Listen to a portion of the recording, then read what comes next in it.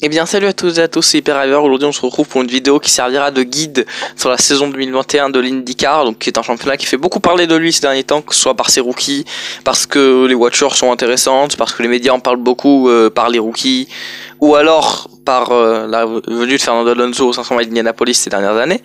Le championnat fait quand même beaucoup parler de lui et est un championnat très intéressant à suivre. Donc voilà, donc c'est un guide qui sera porté sur la saison 2021.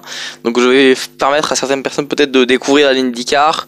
C'est aussi pour ceux qui veulent découvrir le sport auto, même par l'IndyCar, qui en ont vu dans certains journaux télévisés ou qui en ont entendu parler par rapport aux nouveaux pilotes d'IndyCar de cette saison, ou même pour les gens qui s'y connaissent en IndyCar, qui veulent juste un résumé global de ce qui se passera cette saison 2021. Donc on va commencer tout de suite avec les voitures. Alors les voitures, ce qu'il faut savoir, c'est que c'est un châssis spécial qui est utilisé qu'en IndyCar, qui est conçu par Dallara, qui est un fabricant italien.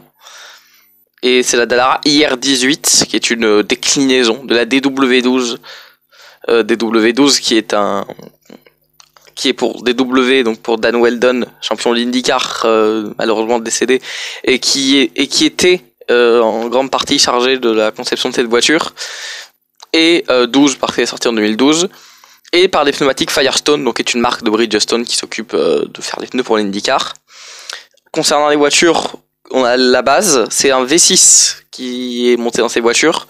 Il y a deux motoristes qui sont Honda et Chevrolet, les deux constructeurs ont la même voiture. Donc c'est un V6, et particularité, il tourne à l'éthanol et non à l'essence, voilà, donc ce qui fait une petite particularité d'un point de vue mécanique à ce championnat d'IndyCar. On peut ensuite passer sur la partie châssis aéro. Donc le premier châssis qu'on va découvrir, c'est le châssis routier, qui est un châssis un peu semblable au Formule 1, avec beaucoup d'aérodynamisme quand même, avec des ailerons assez impressionnants que je vous montrerai, que vous devez voir normalement à l'écran. Donc c'est un châssis qui est très impressionnant et qui est assez volumineux et assez violent d'un point de vue aérodynamique. Même s'il n'est pas aussi performant que celui d'une Formule 1, il est impressionnant visuellement, plus que techniquement, en fait, ce châssis. Voilà, donc c'est un châssis un peu normal, c'est conçu pour les circuits routiers, vous allez voir qu'il y en a beaucoup. Et vous allez aussi voir qu'il n'y a pas que des circuits routiers, car on a aussi un châssis conçu pour les ovales. Voilà, donc pour les ovales normaux. Comme cette année il y aura que Gateway malheureusement, mais c'est un châssis un tout petit peu plus soft que le châssis routier, c'est-à-dire un châssis avec d'un point de vue aérodynamique surtout des ailettes en moins à l'arrière et à l'avant. Donc voilà, sur les ailerons, les ailerons sont plus petits. Sur ce châssis un petit peu plus soft légèrement que celui qu'on verra sur les circuits routiers et les circuits urbains également, parce qu'il y aura aussi des circuits urbains cette saison en IndyCar. Voilà, donc, et le dernier châssis, setup, pack aéro, sera celui des speedway, enfin des ovales speedway plutôt. Donc comme il y en aura 3 courses cette année avec ce setup là, qui est extrêmement soft, c'est-à-dire qu'on parle du fait qu'il y a une lame à l'arrière et une lame à l'avant. Donc c'est une ailette de chaque côté. Et d'un point de vue aérodynamique d'ailleurs c'est très intéressant parce que parfois les équipes débraquent l'aileron, un petit peu comme une aile d'avion en fait, pour faire légèrement décoller la voiture du sol et pour qu'elle aille plus vite. Donc vraiment c'est un châssis qui est pas là pour l'aérodynamisme spécifiquement, ni même pour la stabilité en soi. Et c'est un châssis qu'on verra que quelques fois dans l'année, mais qui est un châssis quand même qui donne des courses assez exceptionnelles et assez spectaculaires, de par les vitesses de pointe incroyables qu'il peut atteindre. Et il faut savoir aussi qu'il est asymétrique, ce châssis. Donc voilà, c'est un châssis asymétrique parce qu'on tourne que à gauche sur les ovales. Donc c'est pour pouvoir plus facilement manœuvrer la voiture dans les virages, pour pouvoir changer de ligne plus facilement, etc. Bon, maintenant que la voiture a été évoquée, nous allons passer au calendrier de cette saison 2021 d'IndyCar. Alors, le calendrier que vous allez voir à l'écran n'est pas exact, parce qu'il y a eu quelques changements sur le calendrier. Mais le calendrier que vous allez voir à l'écran servira à vous montrer un petit peu les circuits différents qu'on va voir cette année sur tout leur tracé. Alors, contrairement à ce qui est montré, on démarrera à Barber le 18 avril. Voilà, donc vous regardez la course qui est à Barber le 18 avril, on commencera par celle-là. Donc un circuit routier. Et bah, c'est un circuit routier assez normal. Ils ont fait quelques tests avant le début de la saison sur ce circuit. Et c'est le circuit qui accueillera donc le début de la saison. Et contrairement à ce qui était prévu, ce ne sera pas le circuit de Saint-Pétersbourg qui accueillera le début de saison. Il accueillera la course du 25 avril. Alors pourquoi un si petit décalage ? Et ben c'est parce que le circuit qui était prévu le 25 avril a été reporté à la fin de l'année et que c'est un petit peu compliqué de faire 18 avril jusqu'au 1er mai sans course. Donc on a déplacé le début de la saison en fait. On a déplacé c'est la première course à un autre moment pour qu'il y ait moins de vide. C'est pas la première course qui posait problème en fait, c'était la seconde, enfin ce qui était censé être troisième et ce qui est devenu l'endroit où il devait y avoir la seconde course. Bah du coup il y avait un trou entre la première et la seconde course, comme là on l'a actuellement, c'est-à-dire qu'on aurait eu le 18 avril et 1er mai sans course. Donc au milieu on a mis le 25 avril où on ira à Saint-Pétersbourg, un circuit urbain cette fois-ci, donc premier circuit urbain de la saison, qui est un circuit assez particulier, qui passe un petit peu par un aéroport. Voilà, donc un circuit très particulier et très intéressant. Voilà, donc premier circuit urbain de la saison, histoire de découvrir un petit peu ce type de circuit. Et il nous manque un circuit qu'on verra le 1er et le 2 mai, c'est les ovales. On ira au Texas sur un speedway, donc on verra le setup speedway dont je voulais parler tout à l'heure. Le setup très plat des voitures. D'ailleurs, j'ai pas précisé un truc, comme vous pouvez voir sans doute sur les images, il y a un espèce de pare-brise sur les voitures, c'est un aéroscreen. Ça sert à protéger les voitures et ça sert surtout à éviter les problèmes aérodynamiques comparés au halo, parce qu'en IndyCar, comme par exemple au Texas, les voitures pourront rouler à près de 370 km/h. Donc, en moyenne, 370 km/h, donc tout le temps, 370 quasiment, sauf dans les stands. Donc, ça poserait problème d'un point de vue aérodynamique. Le halo, et puis surtout, à cette vitesse-là, le moindre débris est extrêmement dangereux. Le halo en F1 est conçu pour que le pilote, bon, s'il y a un petit débris, comme ça arrive souvent, c'est pas si dangereux que ça, parce que c'est à petite vitesse. Et puis il y a peu de chances qu'il passe à travers le halo. Sauf que là, s'il y avait un débris qui passerait à travers le halo, ben, le pilote aurait très peu de chances de s'en sortir. Donc il faut un truc complet, et ça fait aussi quelque chose de très esthétique. Voilà, le premier ovale de la saison au Texas. Il y aura 2 courses. Enfin, et pas vraiment 2 courses, c'est vraiment 2 événements distincts. Le premier Grand Prix du Texas et le second Grand Prix du Texas. Donc le 1er et le 2 mai, ce sera 2 courses distinctes. Et ensuite, le 15 mai, on démarrera les moments d'Indianapolis. Donc la première course sera le 15 mai sur le circuit routier d'Indianapolis. Le circuit, alors c'est pas exactement le même, mais quasiment le circuit qui a été utilisé en Formule 1 il y a quelques années. Jusqu'en 2007 il me semble. Voilà, donc ce circuit qui prend une partie du grand ovale d'Indianapolis,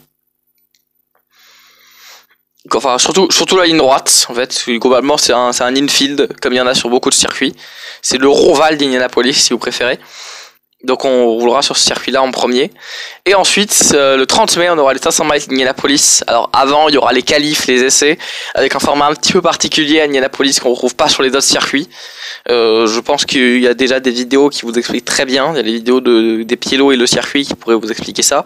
Et pour l'instant, c'est quelque chose de très particulier, Indianapolis. Donc c'est un truc un petit peu à part que je vous laisserai découvrir, bien entendu. Alors, on est juste venu ici pour guider. Pour faire un guide de la saison d'IndyCar. Donc voilà. Prochaine course le 12 juin sur le circuit de Détroit, circuit de Belize à Détroit, qui aura 2 courses lui aussi. C'est le Grand Prix de Détroit qui est un Grand Prix assez connu, qui est l'une des courses les plus célèbres de l'IndyCar derrière les 500 miles. C'est-à-dire que c'est la course la plus importante des circuits urbains techniquement. Le Grand Prix de Détroit qui est très connu et surtout qui est important parce que c'est la capitale de l'automobile, Détroit, aux États-Unis. Donc c'est là qu'il y a souvent des grands patrons des marques qui viennent.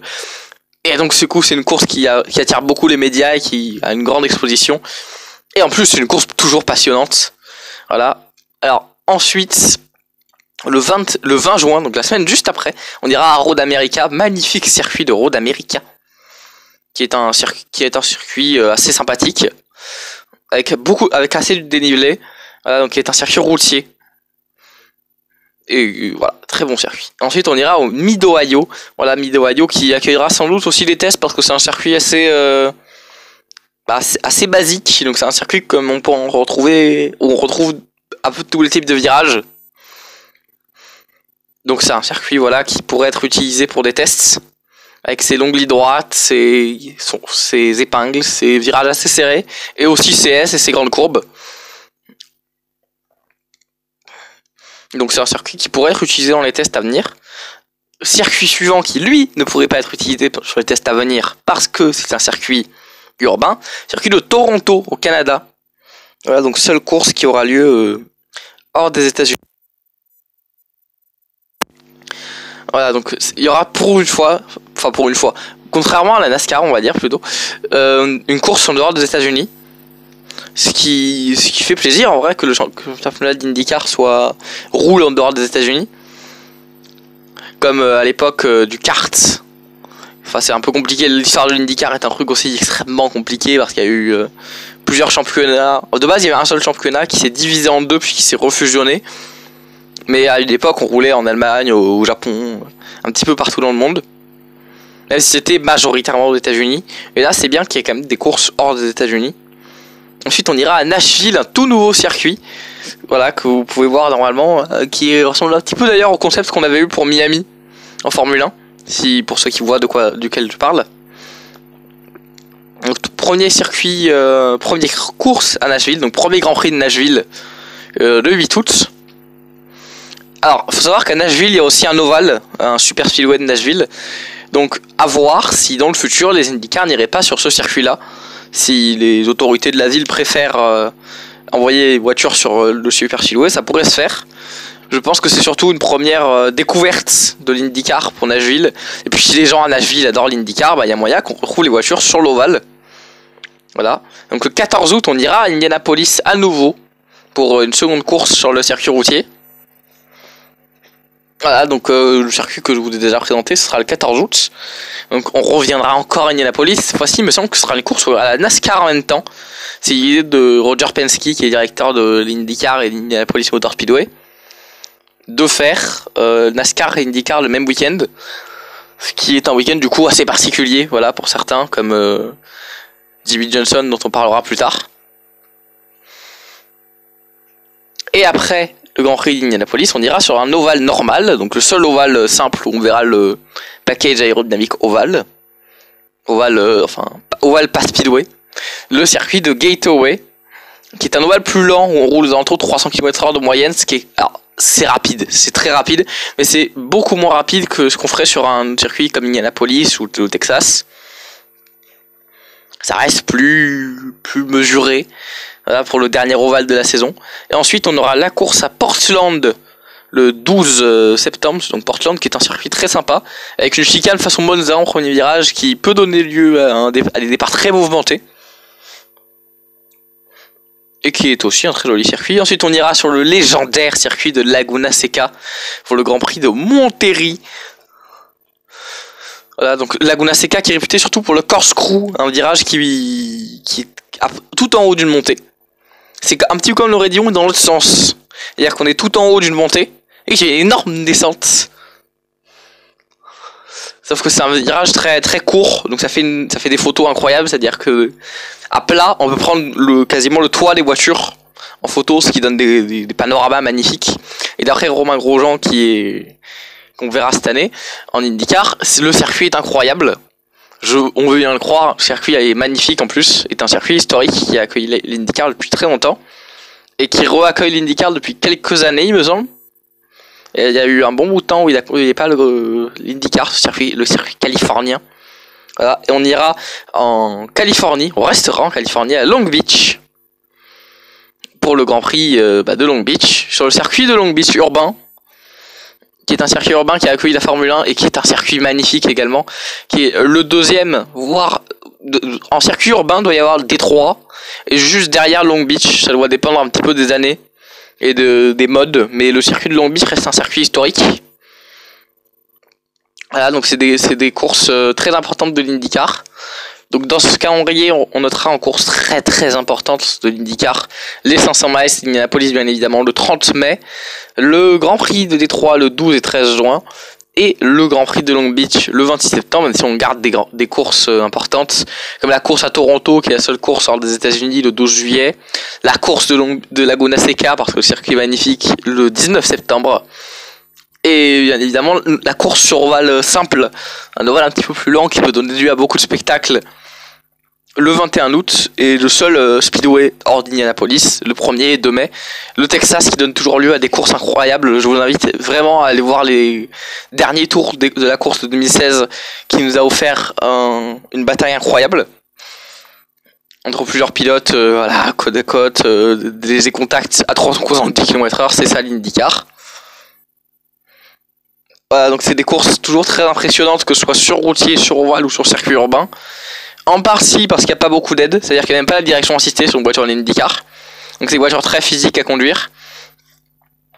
Et donc par conséquent, ça peut poser quelques problèmes de maniabilité, ça donne lieu à des batailles toujours très très physiques globalement. C'est-à-dire qu'il y a souvent des contacts entre les pilotes. Voilà, donc en parlant des pilotes, nous allons passer aux pilotes qui concourront dans cette saison. On va commencer par la première équipe, on va faire par ordre alphabétique. L'écurie de Eddie Foyt, l'ancien champion d'IndyCar, très grand pilote qui a marqué l'histoire de l'IndyCar et même du sport auto aux États-Unis, qui accueillera dans son équipe Dalton Kellett, voilà, donc le pilote canadien, ainsi que Charlie Kimball qui ne fera que 2 courses. Petite particularité encore de l'IndyCar, les pilotes peuvent choisir les courses qu'ils font. Donc Charlie Kimball, qui est un grand pilote d'IndyCar qui a fait beaucoup de saisons, ne fera que les courses à Indianapolis, enfin le premier Grand Prix sur le circuit routier et les 500 miles d'Indianapolis. Voilà. Il sera accompagné du français Sébastien Bourdet, ancien champion de Champ Car, voilà, le seul champion de Champ Car, 4 fois champion. Voilà, donc ça fait un bon palmarès. Et il faut préciser aussi les numéros des voitures, très important, parce que Dalton Kellett sera dans la 4, Kimbo dans la 11 et Bourdet dans la 14. Voilà, parce que les numéros des voitures c'est un peu particulier. Vous allez voir après qu'il y a parfois plusieurs pilotes dans la même voiture et que c'est un petit peu la voiture en elle-même. En fait, c'est la voiture numéro 14 par exemple qui gagne des points. C'est-à-dire que si Bourdet est forfait pour une course, son remplaçant marque des points au championnat pour la voiture numéro 14 de Bourdet. Voilà, c'est un petit peu comme ça que ça marche. Du moins, c'est comme ça que ça marche en NASCAR aussi. Mais c'est un petit peu compliqué le fonctionnement en IndyCar parce que les numéros appartiennent aux équipes et non aux pilotes. Voilà. Donc c'est en gros l'équipe achète un numéro et décide de faire courir la voiture sous un tel ou un autre numéro. Voilà. Donc là vous connaissez un petit peu les particularités. Chez Andretti Autosport, voilà, encore une équipe d'un grand pilote, c'est l'écurie de Mario Andretti. Enfin, de la famille Andretti, parce qu'elle a été plutôt construite après, à l'époque de Michael Andretti, qui eux roulent sur un moteur Honda, contrairement à Eddie Foyt qui roule avec un moteur Chevrolet. Ils ont beaucoup de pilotes. En fait, il y a 3 équipes. Il y a la Andretti Autosport, il y a la Andretti Autosport avec Herding, et il y a la Andretti Autosport avec Colton Herta, enfin avec Herta Autosport. Pas vraiment Colton Herta en fait, plutôt Brian Herta parce que c'est le père de Colton Herta, qui fait d'ailleurs partie de l'équipe dans le numéro 26, le pilote américain, tout comme Alexander Rossi qui a gagné Indianapolis en 2015, voilà, donc ce qui nous fait une belle brochette de talent quand même. Vainqueur d'Indianapolis, c'est un pilote qui joue le titre. Colton Herta, plus jeune vainqueur d'une course d'IndyCar. Ryan Hunter-Ray, très très bon pilote à Indianapolis. Surtout à Indianapolis, même s'il joue parfois le titre selon les années, il me semble qu'il a un titre Ryan Hunter-Ray en IndyCar, donc on est quand même sur un très bon pilote. James Hinchcliffe, qui fera également toutes les courses de la 29 avec le Andretti Harding Autosport, et Marco Andretti, le petit-fils de Mario Andretti, si je dis pas de bêtises, qui roulera dans la 98 et qui ne fera que les 500 miles. Voilà, donc c'est pour ce qui concerne l'écurie Andretti. Ensuite, on continue avec Arrow McLaren. Alors, Arrow, c'est juste le nom de sponsor Il me semble que c'est juste le nom en sponsor Tiestraro. Mais McLaren, c'est bel et bien l'équipe de Formule 1 et le célèbre constructeur de supercars, hypercars, qui s'engage en IndyCar avec des jolies voitures oranges. Et qui engagera 2 pilotes à temps complet qui seront dans la 5 et la 7, qui sont Patricio Howard, le Mexicain, et Rosenqvist, qui fait un petit peu de Formule E, aussi également, le pilote suédois. Et, première particularité, un des pilotes qui fait son retour, et dont on parle beaucoup ces derniers temps, Montoya, fera les 500 miles d'Indianapolis, pilote de Formule 1, vainqueur des 500 miles d'Indianapolis, qui a fait de la NASCAR, qui a fait de l'IndyCar, de la F1, qui a un petit peu tout fait. Voilà, donc il revient chez McLaren avec qui il a été en Formule 1. C'était pas très bien fini d'ailleurs. Et donc on va retrouver le pilote, ce pilote-là dans cette voiture. Ensuite, on retrouvera Carlin avec Max Chilton qui lui aussi a fait de la Formule 1 dans la 59, avec un coéquipier qui fera, il me semble que les courses sur ovale sauf Indianapolis. Donc Serrou, ils auront un pilote supplémentaire. Serrou, ils auront 3 pilotes dans cette voiture. Un qui fera les circuits routiers, qui est Max Chilton. Un qui fera les ovales sauf Indianapolis, et un qui fera Indianapolis dans la 59. Et on sait pas qui c'est qui fera les ovales pour l'instant. C'est Carlin, l'écurie aussi qui est en Formule 2 et en Formule de promotion, voilà, qui est assez connue chez les fans de sport mécanique. Ensuite, on retrouvera chez Chip Ganassi Racing Marcus Ericsson, le pilote suédois qui a lui aussi fait de la Formule 1. Il y a beaucoup de pilotes qui ont fait de la Formule 1. Ainsi que Scott Dixon, qui est 6 fois champion d'IndyCar, si je dis pas de bêtises. Et qui peut le devenir une 7ème cette année, dans la voiture numéro 9, donc là on a 8-9. Donc excellent pilote Scott Dixon, le favori, clairement cette année. Et ils seront aux côtés d'Alex Palou dans la numéro 10. Voilà, donc le pilote espagnol qui est pas un pilote qui s'est fait spécifiquement remarquer, mais qui est quand même dans l'une des plus grandes équipes qui est Chip Ganassi. Donc c'est à souligner. Et l'une des voitures qui fait le plus parler, qui comporte l'un des 3 rookies. Vous allez voir que cette année les rookies c'est un petit peu particulier. C'est Jimmy Johnson dans la 48 qui fera les circuits routiers. Voilà. Et uniquement les circuits routiers. Pour un pilote de NASCAR, c'est assez étonnant, mais il faut le comprendre parce que ça fait, je crois, depuis 2000 qu'il fait que de l'ovale, quasiment. Donc il a un petit peu envie de changer. Donc il ne fera que les circuits routiers, Jimmy Johnson, dans la numéro 48, le septuple champion de NASCAR. Un des plus grands pilotes que la NASCAR ait jamais vu. Il ne fera que les circuits routiers. Il sera équipier avec Tony Kanaan, qui a débuté en l'an 2000 l'IndyCar et qui roule donc depuis désormais 21 ans en IndyCar. Voilà, donc c'est un pilote très expérimenté qui a une expérience incroyable. Enfin, dans les années 2000, c'était pas exactement l'IndyCar, il y avait l'Indy Racing League et le kart, je sais plus dans quelle catégorie il roulait. Mais en tout cas, il roule en monoplace américaine, on va dire, dans ce qui est désormais l'IndyCar depuis l'an 2000. Donc c'est un atout de poids pour Jimmy Johnson parce qu'il aura beaucoup d'expérience avec lui. Et c'est des pilotes ça va faire une équipe très attirante, que ce soit pour les fans ou pour les sponsors. Parce qu'une équipe avec l'un des 3 plus grands pilotes de NASCAR de l'histoire et le pilote le plus expérimenté de l'IndyCar, ça fait rêver. Et on verra que l'équipe suivante aussi a un line-up qui peut faire rêver avec Delcon Racing, avec le Rick Ware Racing, qui fera rouler des Honda avec le moteur Honda. Donc oui, j'avais oublié de préciser que McLaren c'est Chevrolet, tout comme Carlin, et que Chip Ganassi et Delcoin ce sera des moteurs Honda. Et dans la 51 de chez Delcoin, on retrouve un pilote que vous connaissez sans doute, qui est Romain Grosjean, le pilote français, qui a choisi de se tourner vers l'IndyCar après cette saison de Formule 1 qui s'est très mal terminée. Mais heureusement, il peut continuer à rouler. Il a déjà fait des tests, le pilote français. Voilà, donc si vous voulez savoir, pour ceux qui ont entendu parler d'IndyCar par rapport à Romain Grosjean, il est dans la Delcoin Racing, qui est une équipe assez expérimentée, quand même dans le domaine de l'IndyCar, qui est là depuis plusieurs années, donc il aura le soutien d'une bonne équipe, d'une bonne structure. Et il sera aux côtés de Pietro Fittipaldi dans la 51, qui est le pilote d'ailleurs qu'il a remplacé après son accident à Bahreïn, le pilote français. Et d'ailleurs, il avait déclaré que les voitures d'IndyCar étaient très différentes des F1 et qu'il y avait une certaine ambiance en fait en IndyCar. C'est-à-dire que la course est vraiment au centre de l'événement, contrairement à la Formule 1. enfin pas contrairement à la Formule 1, mais en Formule 1 il y a beaucoup tout ce qui est autour de la course, et là c'est vraiment la course IndyCar. Et après, une fois que la course est terminée, en fait, quasiment tout le monde est copain. Il y a une ambiance assez chaleureuse dans le paddock d'IndyCar. Et c'est un paddock qui est très intéressant, en vrai, le paddock d'IndyCar, surtout par son ambiance. Donc, qui sera aux côtés de Pietro Fittipaldi, le petit-fils d'Emerson Fittipaldi. Et dans la 52 de la même équipe, on trouvera un pilote qui fera qu'Indianapolis.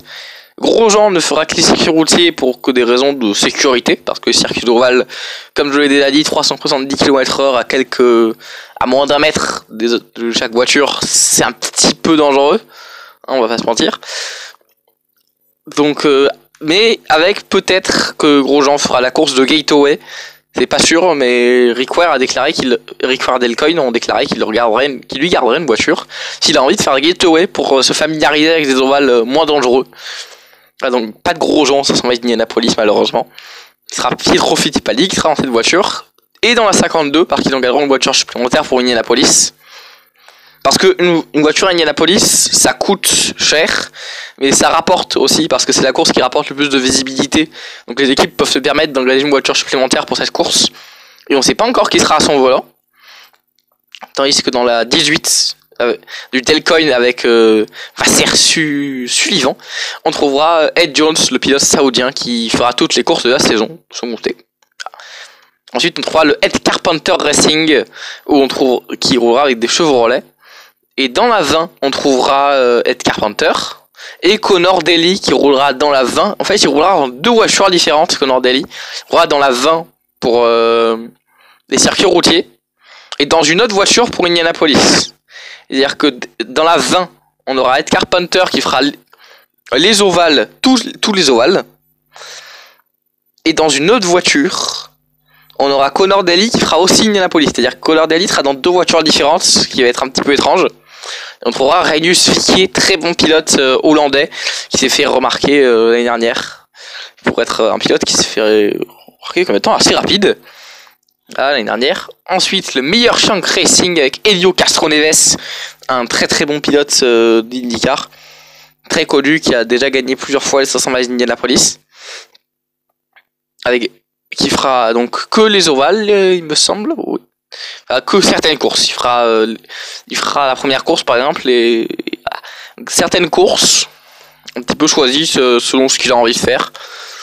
Et dans la 60, on trouvera Jack Harvey, le pilote anglais qui est là depuis avant 2015, je pense, en IndyCar, et qui est donc un pilote assez expérimenté aussi. Dans la Parita Autosport, on trouvera Simona de Silvestro, qui est une femme, qui fera qu'Indianapolis, la Suisse, dans la voiture numéro 16, donc à surveiller également. Voilà, une femme à Indianapolis. Ensuite, l'équipe du Rahal Letterman, où on trouvera Graham Rahal, très bon pilote, très très bon pilote Graham Rahal, à surveiller également, ainsi que Takuma Sato, vainqueur en titre d'Indianapolis, double vainqueur d'Indianapolis et vainqueur et pilote de Formule 1. Il n'a pas gagné, aucun japonais a gagné en Formule 1 pour l'instant. Voilà, donc dans l'écurie qui roulera avec des voitures au moteur Honda, pilote japonais, qui a peut-être choisi les moteurs Honda par un choix de cœur, hein, parce que c'est une possibilité. On sait qu'en plus c'est un pilote qui avait des très bons liens avec Honda. Donc il est peut-être pas étranger au fait qu'Honda reste en Formule 1, reste en IndyCar, Takuma Sato, parce qu'il est très très proche des gens de chez Honda, et c'est surtout une véritable icône du sport au Japon. Voilà, et on passe à la dernière équipe qui est le team Penske, qui roule avec des Chevrolet, qui est l'équipe légendaire de l'IndyCar, une équipe qui est connue pour être la deuxième meilleure équipe du monde dans le sport auto, derrière Ferrari, c'est-à-dire qu'on a Ferrari puis Penske. Donc c'est vraiment une équipe légendaire. Roger Penske, le créateur, le capitaine et le directeur de l'IndyCar également, c'est lui qui dirige le championnat. Et le circuit d'Indianapolis, on trouvera 4 pilotes dans leur voiture, dont un rookie. Donc on retrouvera Joseph Newgarden dans la 2, le pilote américain qui a gagné beaucoup de courses, et qui est un pilote assez expérimenté. On retrouvera Scott McLaughlin, qui est l'un des rookies, l'un des 3 rookies, avec Jimmy Johnson et Grosjean dont on parlait juste avant. Donc McLaughlin qui est un pilote qui pourra peut-être éventuellement jouer le titre. Attention, il vient du V8 Supercar australien. Et il est champion en titre, voilà, donc c'est un excellent pilote en touring car. À voir s'il sera bon en ovale. Et lui, c'est le seul rookie qui fait toutes les courses. Donc c'est l'un des seuls rookies qui pourra se battre pour le titre de champion du monde. Enfin, pas vraiment du monde, mais champion d'IndyCar. Et on retrouve également dans cette équipe Will Power, excellent pilote très expérimenté, Will Power. Ainsi que Simon Pagenaud, le français, vainqueur à Indianapolis, champion d'IndyCar et l'un des pilotes favoris du public français, tout simplement. Maintenant, je pense que vous avez toutes les clés pour suivre cette saison d'IndyCar. Voilà, donc cette saison qui démarrera le 18 avril et qui sera, je n'ai pas précisé, mais à suivre sur Canal+. Voilà, donc pour ceux qui veulent suivre la saison d'IndyCar, ce sera sur Canal+. Et sinon, j'espère que ça aura permis à certaines personnes de s'intéresser soit de s'intéresser à l'IndyCar, soit de même découvrir l'IndyCar ou même comprendre mieux ce sport qui est très très intéressant. Voilà, donc c'est la fin de cette vidéo. Je vous souhaite une bonne journée. N'hésitez pas à mettre un petit pouce bleu, à commenter si vous avez des choses à dire sur si j'ai fait une erreur, si vous voulez plus de vidéos dans ce genre-là, ou même à liker la vidéo également. Donc je vous dis à bientôt pour une prochaine vidéo.